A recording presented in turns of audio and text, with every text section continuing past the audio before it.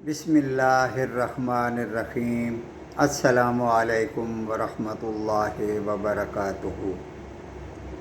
ترجمہ قرآن مجید کا سلسلہ آگے بڑھاتے ہوئے آج ہم سورہ انفال کی آیت نمبر 67 سے 69 تک کا ترجمہ پڑھیں گے۔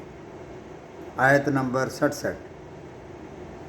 نبی کے ہاتھ میں قیدی نہیں چاہیے جب تک کہ ملک میں اچھی خون ریزی کی جنگ نہ ہو جائے۔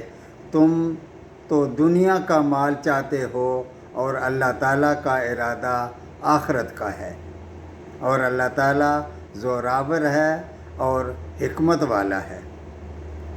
جنگ بدر میں 70 کافر مارے گئے اور 70 ہی قیدی بنا لیے گئے۔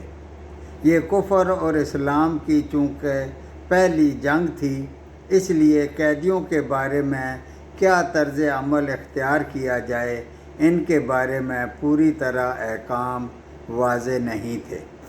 چنانچہ نبی کریم صلی اللہ علیہ وآلہ وسلم نے ان 70 قیدیوں کے بارے میں مشورہ کیا کہ کیا کیا جائے، ان کو قتل کر دیا جائے یا فدیہ لے کر چھوڑ دیا جائے۔ جواز کی حد تک دونوں ہی باتوں کی گنجائش تھی، اس لیے دونوں ہی باتیں زیر غور آئیں، لیکن بعض دفعہ جواز یا عدم جواز سے قطع نظر حالات و ظروف کے اعتبار سے زیادہ بہتر صورت اختیار کرنے کی ضرورت ہوتی ہے۔ یہاں بھی زیادہ بہتر صورت اختیار کرنے کی ضرورت تھی، لیکن جواز کو سامنے رکھتے ہوئے کم تر صورت اختیار کر لی گئی، جس پر اللہ تعالیٰ کی طرف سے عتاب نازل ہوا۔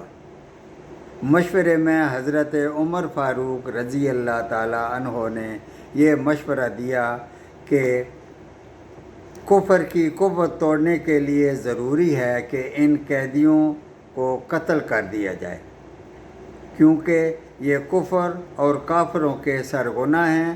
یہ آزاد ہو کر اسلام اور مسلمانوں کے خلاف زیادہ سازشیں کریں گے، جبکہ حضرت ابوبکر صدیق رضی اللہ تعالیٰ عنہ کی رائے اس کے برعکس تھی کہ فدیہ لے کر انہیں چھوڑ دیا جائے اور اس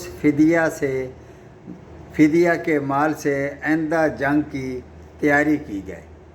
نبی کریم صلی اللہ علیہ وآلہ وسلم نے بھی اسی رائے کو پسند فرمایا، جس پر یہ آیت اور اس کے بعد کی آیات نازل ہوئیں۔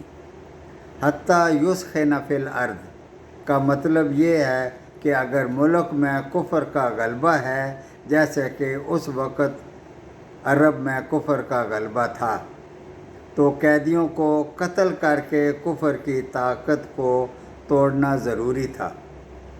اس نقطے کو نظر انداز کر کے تم نے جو فدیہ قبول کیا ہے تو گویا بہتر صورت کو چھوڑ کر کم تر صورت کو اختیار کیا ہے، جو تمہاری غلطی ہے۔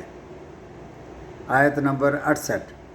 اگر پہلے ہی سے اللہ تعالیٰ کی طرف سے بات لکھی ہوئی نہ ہوتی تو جو کچھ تم نے لیا ہے اس بارے میں تمہیں کوئی بڑی سزا ہوتی۔ آیت نمبر 69۔ پس جو کچھ حلال اور پاکیزہ غنیمت تم نے حاصل کی ہے اس میں سے خوب کھاؤ پیو اور اللہ تعالیٰ سے ڈرتے رہو، یقیناً اللہ تعالیٰ غفور اور رحیم ہے۔ صدق اللہ العظیم۔